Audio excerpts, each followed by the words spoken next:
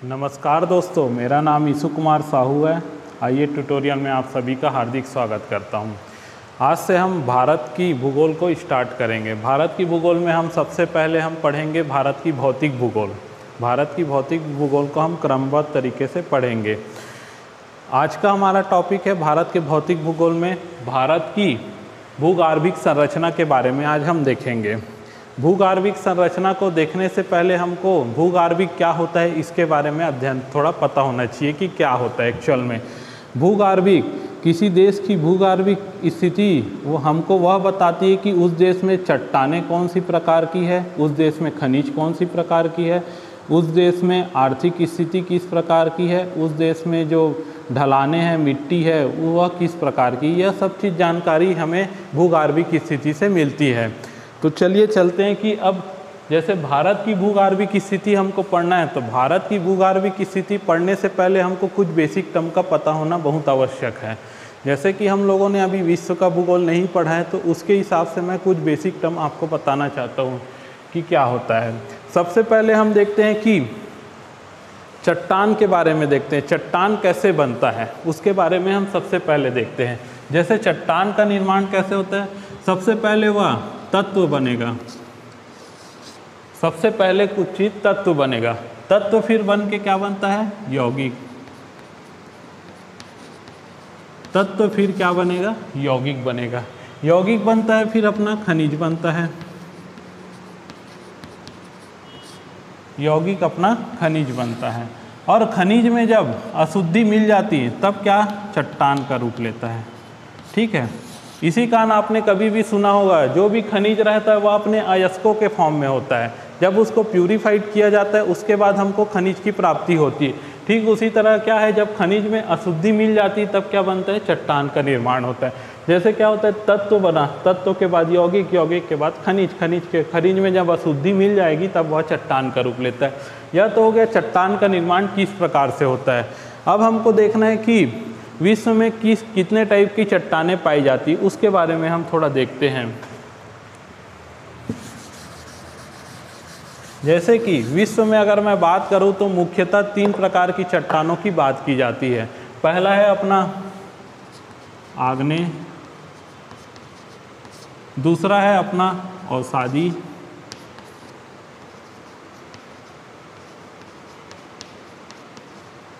तीसरा है अपना कायांतरिक, या इसी को रूपांतरित चट्टानें भी बोला जाता है। पहला है आग्नेय, अवसादी, तीसरा कायांतरिक। मतलब विश्व में 3 प्रकार की चट्टानें होती है, आग्नेय, अवसादी और कायांतरिक। इसके बारे में थोड़ा देखते हैं कि क्या क्या होता है। वर्ल्ड जियोग्राफी जब पढ़ेंगे उसमें हम इसको डिटेल में देखेंगे कि क्या क्या होता है। अभी कुछ बेसिक टर्म को बता रहा हूँ। जैसे अपन शुरू में देखते हैं आग्नेय चट्टान के बारे में। आग्नेय चट्टान, इसका निर्माण जैसे हम इसके नाम से स्पष्ट हो रहा है, आग्नेय। आग्नेय मतलब आग होता है। जैसे हम धरती के रिस्पेक्ट में देखें तो धरती के रिस्पेक्ट में अगर हम देखते हैं तो आग का मतलब होता है लावा। जो चट्टानें लावा से निर्मित होती है उसे क्या बोलते हैं, आग्नेय चट्टान बोलते हैं। तो इसका निर्माण किससे हो रहा है, लावा। ठीक है, जो चट्टानें लावा से निर्मित होती है उसे क्या बोल देते हैं, आग्नेय चट्टान। अब सेकंड चीज आता है कि इसमें परत पाई जाती है कि नहीं। किसी भी चीज़ में अगर हम किसी भी गर्म चीज़ को देखते हैं तो उसमें परत नहीं पाई जाती। परत पाने के लिए क्या होता है, जैसे यह एक चीज़ कोई भी, जैसे यह लावा आ गया, उसके ऊपर में यह ठंडा होने के बाद कुछ और लावा आ गए, फिर ठंडा होने के बाद कुछ और लावा आ गया। इस टाइप से बनेगा अगर चट्टान, तब वह क्या होता है, परत दर परत बनती है चट्टानें। लेकिन इसमें क्या होता है, जो लावा रहते हैं वह एक साथ ठंडा होके बनते हैं, तो इस कारण इसमें परत नहीं पाई जाती। और तीसरा चीज़ होते हैं, अब इसमें जीवाश्म की बात करते हैं। जीवाश्म की बात करते हैं कि चट्टानों में जीवाश्म, जैसे हमको पता है कि इसका निर्माण क्या हो रहा है, लावा के द्वारा हो रहा है। तो लावा से निर्मित है। लावा इतना गर्म होता है कि वहाँ पे कुछ चीज़ को रहना पॉसिबल नहीं है। इसी कारण इसमें जीवाश्म की भी उपलब्धता नहीं होती। और इसी चट्टान को क्या बोल देते हैं, यह प्राथमिक, जैसे लावा से निर्मित हो रही है चट्टानें, तो लावा से निर्मित हो रही, डायरेक्ट लावा से बन रही चट्टानें, इसी कारण इसको प्राथमिक चट्टानें भी बोला जाता है। एक चीज़ और आता है, जैसे हम लावा को देखते हैं, लावा या तो ज़मीन के अंदर ही ठंडा हो जाएगा या ज़मीन के ऊपर आके ठंडा होगा, दो कंडीशन होगा। अगर ज़मीन के अंदर ही ठंडा हो जा रहा है, ज़मीन के अंदर ठंडा हो जा रहा है, तो उसको क्या बोल देंगे, ग्रेनाइट बोल दिया जाएगा। और ज़मीन के ऊपर जब आके यहाँ पे अगर आके ठंडा हो जा रही है लावा, तो उसको बोल देंगे बेसाल्टिक लावा। तो यह था अपना आग्नेय चट्टान के बारे में। उसके बाद हम देखते हैं अवसादी चट्टान के बारे में। तो अवसादी चट्टान किस तरह से निर्मित होता है उसको देखते हैं। जैसे यह मान के चलो यह आग्नेय चट्टान है, आग्नेय चट्टान की लावा इधर आ गई, उसके ऊपर क्या होगा, धूल के कण या फिर और भी बहुत सारी कणें आ जाएगी। फिर थोड़े दिन बाद क्या होगा, लावा आ जाएगी। इस तरह से जो चट्टान का निर्माण होता है उसे क्या बोलते हैं, अवसादी चट्टानें बोलते हैं। और सेकंड चीज़ देखते हैं अब इस चट्टान में कि परत पाई जाती है कि नहीं पाई जाती। तो परत के हिसाब से अगर हम देखें तो जैसे यह परत दर परत चट्टानें हैं, ठीक है, पहला तो यह परत दर परत चट्टान है। और तीसरा देखते हैं हम जीवाश्म, जीवाश्म मिलेगा कि नहीं मिलेगा। जैसे कि हम देख सकते हैं यह परत दर परत चट्टानें हैं, तो जीवाश्म की उपलब्धता इस चट्टानों में रहती है। तो तीन चीज़ अपन अवसादी के बारे में देख ली। अब कायांतरिक के बारे में देखते हैं। जैसे कि किसी चट्टान में प्रेशर, दाब, ताप और प्राकृतिक कारण और समय, यह सब चीज़ के कारणों से क्या होता है, चट्टान जो है परिवर्तित होते रहता है धीरे धीरे। तो उसी को क्या बोलते हैं, कायांतरिक चट्टान या रूपांतरित चट्टानें बोल दिया जाता है।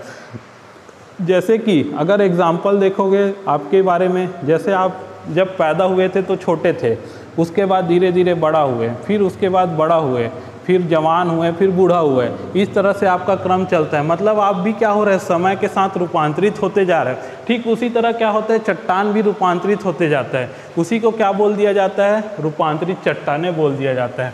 यह तो था विश्व लेवल में जो कि चट्टानों का मुख्य जो भाग होता है, आग्नेय, अवसादी और कायांतरिक। अब हम देखते हैं कि भारत को थोड़ा समझने की कोशिश करते हैं कि भारत में निर्माण किस तरह से, भारत का अपना निर्माण किस प्रकार से हुआ है उसको समझने की कोशिश करते हैं। जैसे कि भारत के निर्माण को देखने से पहले हमको थोड़ा पृथ्वी के निर्माण के बारे में चर्चा करना पड़ेगा। अब पृथ्वी के निर्माण के बारे में हम चर्चा करते हैं तो बहुत सारे जो भूगोल वाले हैं उन्होंने बहुत सारी इसके पीछे थ्योरी दी है। उसमें से एक थ्योरी का हम चर्चा करते हैं। जैसे दयानंद सरस्वती के अनुसार आप देखते हैं पहले तो कि पृथ्वी का निर्माण किस समय हुआ था। तो दयानंद सरस्वती के अनुसार अगर हम देखें तो क्या होता है, पृथ्वी का पूरा जो पृथ्वी की अगर हम औसत आयु बोला गया है दयानंद सरस्वती के अनुसार 14 मनवंतर, ठीक है। पृथ्वी की औसत आयु 14 मनवंतर बोला गया है दयानंद सरस्वती के अनुसार।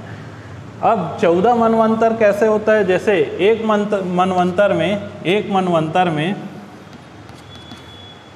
71 चतुर्युग, एक मनवंतर में 71 चतुर्युग की बात की गई है। इसके अनुसार पृथ्वी की जो लाइफ है उसको कितना 14 मनवंतर बोला गया है, जीवन काल को 14 मनवंतर। और एक मनवंतर में क्या होता है, 71 चतुर्युग होता है। तो इसके अनुसार क्या बोला गया है कि पृथ्वी का जो निर्माण है, पृथ्वी का जो जीवन है वह कितना है, औसत 1000 मनवंतर है। 1000 मनवंतर में क्या होता है, 6 मनवंतर जो रहता है 6000 चतुर्युगी है। 1000 चतुर्युगी में जो 6 चतुर्युगी है उसमें क्या होता है, पृथ्वी का निर्माण होता है। इस तरह से ये बताए गए हैं। और अगर हम एक चतुर्युगी की बात करें तो 43,20,000 वर्ष होते हैं, ठीक है। इस तरह से आप निकाल सकते हैं कि पृथ्वी की जो जीवन है वह कितनी है। और अभी के डेट में अभी जो पृथ्वी का चल रहा है वह 7वां मनवंतर चल रहा है। 7वां मनवंतर में 27 चतुर्युगी चल रहा है। तो इस हिसाब से दयानंद सरस्वती ने बहुत विस्तारित चर्चा की है कि पृथ्वी का निर्माण किस तरह से हुआ। अगर हम और भी जैसे भूगोल के बारे में जो लिखे हैं, भूगर्भिक इतिहास के बारे में, उसके बारे में अगर देखें तो हम एक और नाम मिलता है, एसपी चटर्जी है। एसपी चटर्जी के अनुसार जो है पृथ्वी का निर्माण 4 अरब साल पहले हुआ था। और होलकर है, होलकर के हिसाब से भी 4.5 अरब साल पहले पृथ्वी का निर्माण हुआ था। इस तरह जो अपना स्टडी इसमें किया है वह सब बताते हैं कि पृथ्वी का निर्माण, अगर हम एवरेज देखें सब की, तो क्या होता है कि पृथ्वी का निर्माण होता है जो 4.6 अरब साल पहले पृथ्वी का निर्माण माना जाता है ऑन एवरेज, अगर सबका हम देखें तो। अब देखते हैं जैसे पृथ्वी का निर्माण, जैसे आपको पता होगा पृथ्वी में क्या है, स्थल मंडल और जल मंडल है, ठीक है। तो पृथ्वी जब निर्मित हुई थी पृथ्वी, तो उसमें क्या था, एक स्थल मंडल था और एक क्या था, जल मंडल। स्थल मंडल को क्या बोल दिया गया, पेंजिया, और इसको जो जल मंडल है उसको बोल दिया गया पेंथालासा। जो स्थल मंडल है उसको पेंजिया बोल दिया गया और जो जल मंडल है उसको पेंथालासा बोल दिया। लेकिन कुछ सालों बाद क्या होता है, जो पेंजिया में होता है कि विखंडन चालू हो जाता है। पेंजिया में विखंडन होता है, 2 भागों में पेंजिया टूट जाती है। तो ऊपर के भाग को क्या बोलते हैं, लारिशिया बोलते हैं, नीचे के भाग को गोंडवाना बोला जाता है। अब गोंडवाना से क्या होता है, भारत का जो प्रायद्वीपीय भाग है वह क्या है, गोंडवाना लैंड का हिस्सा था। भारत का जो प्रायद्वीपीय भाग है वह गोंडवाना लैंड का हिस्सा था। अर्थात यह कहाँ पे, जो अफ्रीका देश है, यहाँ पे अफ्रीका देश है। अफ्रीका देश से क्या हुआ, भारत यहाँ पे लगा हुआ था। जब अफ्रीका से अलग होता है भारत, तब वह क्या करता है, उत्तर पूर्व दिशा में इस तरह से गति करते हुए क्या होते हैं, रशियन प्लेट, जो यहाँ पे जो लारेशिया प्लेट है उसी में रशियन प्लेट था, उससे जब टकरा जाता है प्रायद्वीपीय भारत, तब क्या होता है, हमारा हिमालय की उत्पत्ति हो जाती है। जब क्या होता है, अफ्रीका से भारत अलग होता है, अफ्रीका से अलग होने के बाद उत्तर पूर्व में भारत, प्रायद्वीपीय जो भारत है वह गति करने लग जाती है। प्रायद्वीपीय भारत गति करते करते होता है रशियन प्लेट से वह टकरा जाती है। रशियन प्लेट से जब टकराती है तो क्या होता है, हिमालय की उत्पत्ति हो जाती है। अब क्या होता है, हिमालय की उत्पत्ति तो हो गई, हिमालय एक बहुत विशाल पर्वत है, तो विशाल पर्वत होने के साथ साथ क्या होता है, यहाँ पे हिमालय की उत्पत्ति होगी। अब यहाँ पे अगर हम देखते हैं तो एक बहुत बड़ा खाई नज़र आता है। तो क्या होता है, जब हिमालय से जब नदियाँ निकली तो क्या हुआ, बहुत बड़ा शिलालेख जो रहते थे उसको ला के इस जगह पे पाटने लग गए। तो यहाँ पे कौन सा, मैदानी भाग का निर्माण हो गया। अर्थात हम बोल सकते हैं भारत को कि जो भारत का प्रायद्वीपीय मैदान है वह सबसे पुराना है, उसके बाद है हिमालय, उसके बाद है मैदानी क्षेत्र। अर्थात हम बोल सकते हैं जो मैदानी क्षेत्र है भारत के, वह सबसे नवीनतम भारत का भाग है, उसके बाद हिमालय है, उसके बाद प्रायद्वीपीय भारत है। ठीक है, तो आप लोग, तो यह हो गया भारत के बारे में। ठीक है, इसी में क्या होता है, जैसे आप लोगों ने सुना होगा कि बहुत से जो लोग होते हैं वह भारत के इतिहास के ऊपर क्या करते हैं, सवाल उठाते हैं। तो उसका एक एग्जांपल मैं देना चाहता हूँ कि कैसे, किस बेस में उन लोग सवाल उठाते हैं। ऐसे तो बहुत सारा है, लेकिन एक एग्जांपल आपको देता हूँ। जैसे कि आप देख रहे हैं प्रायद्वीपीय मैदान, जो भारत का प्रायद्वीपीय है भारत, तो उसका जो उत्पत्ति हुआ था 3.6 अरब साल पहले भारत के प्रायद्वीपीय भाग का उत्पत्ति हो चुका था। उसके बाद क्या होता है, जो हिमालय है, हिमालय तो नवीनतम पर्वत के रूप में आता है, लेकिन अगर हम सांस्कृतिक दृष्टि से देखें, सांस्कृतिक दृष्टि से ये भारत का जो उत्तरी भाग है वह सबसे पुराना आता है। सांस्कृतिक दृष्टि से भारत का जो उत्तरी भाग है वह सबसे पुराना आता है, जो और प्रायद्वीपीय भाग है वह सबसे नवीनतम में आता है सांस्कृतिक दृष्टि से। अगर हम देखें, अगर बनावट के हिसाब से, तो यह सबसे पुराना है। और जैसे बोला जाता है कि नदी घाटी सभ्यता थी, सब जो पुरानी अपनी जो सभ्यता थी नदी घाटी थी, तो यहाँ भी नदियों का क्रम था, जैसे गोदावरी, कृष्णा नदी, यह सब बहुत पुरानी नदियाँ हैं। तो संस्कृति की उत्पत्ति यहाँ भी हो सकती है, इनका कहना ये है। ठीक है, तो ये तो था अपना भारत के बारे में कि भारत में कौन सा चीज़ कैसे बना, कौन सा पहले बना, कौन सा बाद में। अब हम देखते हैं भारत की भूगर्भीय स्थिति के बारे में। जैसे कि भारत की भूगर्भीय स्थिति को देखने से पहले हमको क्या करना पड़ेगा, चट्टान का जो चट्टान है उसके जो कालक्रम के बारे में थोड़ा पहले देखना पड़ेगा कि चट्टानों का कालक्रम किस हिसाब से चट्टानों को बांटा गया है। तो उसको पहले देखते हैं कालक्रम चट्टानों का। कालक्रम में देखते हैं पहला काल है जो आदि महाकल्प काल, आदि महाकल्प काल है। दूसरा काल आता है इसमें पुराण महाकल्प काल आता है। तीसरा काल आता है द्रविडियन, और चौथा काल आता है अपना आर्यकाल। जो चट्टान की उत्पत्ति हुई है उसको मुख्यतः 4 कालों में बांटा गया है। चट्टान की उत्पत्ति हुई है उसको मुख्यतः 4 कालों में बांटा गया है। पहला आदि महाकाव्य काल, दूसरा पुराण महाकाव्य काल, द्रविडियन महाकाव्य काल और आर्य महाकाव्य काल। अब आर्य महाकाव्य काल को 2 भागों में और बांटा गया है। उसका है पहला तृतीयक जीवन कल्प और चतुर्थ जीवन कल्प, इसको 2 भागों में और बांटा गया है। अब हम देखते हैं कि भारत में चट्टानें कितने प्रकार की पाई जाती है, उसको देखते हैं। मुख्यतः भारत में जो है 8 प्रकार की चट्टानें पाई जाती है। मुख्यतः भारत में जो है 8 प्रकार की चट्टानें पाई जाती है। उसको हम उसके क्रम को देख लेते हैं। पहला है आर्कियन क्रम की चट्टानें, दूसरा है अपना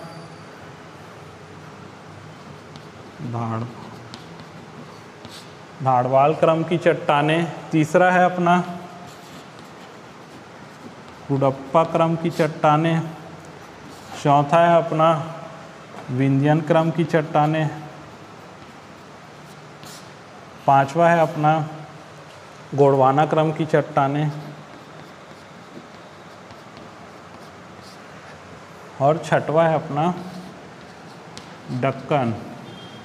डक्कन क्रम की चट्टानें, सातवां है अपना टर्सियरी क्रम की चट्टानें, और 8वां है अपना क्वाटरनरी क्रम की चट्टानें। ठीक है, तो क्या क्या है अपना आर्कियन क्रम की चट्टानें, धाड़वाल क्रम की चट्टानें, कुडप्पा क्रम की चट्टानें, विंध्यन क्रम की चट्टानें, गोंडवाना क्रम की चट्टानें, डक्कन क्रम की चट्टानें, टर्सियरी क्रम की चट्टानें, क्वाटरनरी क्रम की चट्टानें। यह टोटल 8 क्रम की चट्टानें जो भारत में पाई जाती है। तो हमको देखते हैं कि जैसे कौन से काल में कौन सी चट्टानें बनी, इसको हम थोड़ा देख लेते हैं। जैसे कि ये जो ऊपर के 2 हैं आर्कियन और धाड़वाल क्रम की चट्टानें, वह कौन से आदि महाकाव्य काल में बनी हैं। जो आर्कियन और धाड़वाल क्रम की चट्टानें वह आदि महाकाव्य काल में बनी हैं। और जैसे पुराण महाकाव्य काल को देखें तो बाकी ये जो 2 कुडप्पा और विंध्यन, यह दोनों चट्टानें क्या है पुराण महाकाव्य काल में बनी हैं। अगर हम द्रविडियन काल में जो है भारत में चट्टानें नहीं पाई जाती, उसमें कुछ हिस्से में बस पाई जाती है, लेकिन उसका जो इफ़ेक्ट है वो बहुत ज़्यादा है, उसको हम देखेंगे अभी। उसके बाद हम देखते हैं जैसे ये गोंडवाना से लेकर ये डक्कन, टर्सियरी, क्वाटरनरी, ये सब चट्टानें जो है आर्य महाकाव्य काल से संबंधित है। तो इस तरह से जो चट्टानें है कि कौन से काल में कौन सी चट्टानें बनी हैं, आपको मैं स्क्रीन में दिखाता हूँ। इसके जो कालक्रम है उसको अगर आप नोट करना चाहें तो कर सकते हैं। जैसे इसमें बहुत सारे और भी अंदर में पार्ट दिए हैं, उसको अभी हमको नहीं पढ़ना है, उसको हम विश्व भूगोल के समय पढ़ेंगे। तो जैसे आज हम क्या क्या देखे उसको थोड़ा देख लेते हैं। कि आज हमने देखे कि जो भारत का जो प्रायद्वीपीय भारत है उसके बारे में देखे हम कि वह कब वह बनी है। उसके बाद हम हिमालय को देखे, उसके बाद हम देखे कि जो मैदान है कौन से नवीनतम है कौन से पुराना है, ये सब चीज़ हम देखे। उसके बाद जो चट्टानों का कालक्रम है उसके बारे में देखे कि 4 प्रकार से चट्टानों का कालक्रम होता है, और वो चट्टानों को देखे कि कौन कौन सी चट्टानें कहाँ कौन कौन से समय में बनी हैं। अब हमको क्या करना है इसमें कि जो कालक्रम है, चट्टानों के जो कालक्रम है उसमें क्या क्या हुआ पृथ्वी में, उस समय पृथ्वी में क्या क्या हुआ और उसके कारण जो चट्टानों में इफ़ेक्ट क्या क्या पड़े, यह सब चीज़ हम पढ़ते हुए आगे बढ़ते जाएंगे। पहले इसको पढ़ेंगे, फिर उसके बाद हम परिवर्तन को देखेंगे कि कौन से काल में क्या क्या परिवर्तन हुआ और वो परिवर्तन से क्या चट्टानों में क्या क्या इफ़ेक्ट पड़े। तो यह सब चीज़ ऐसे हम इस चीज़ को याद करेंगे। तो आज के लिए बस इतना ही, धन्यवाद।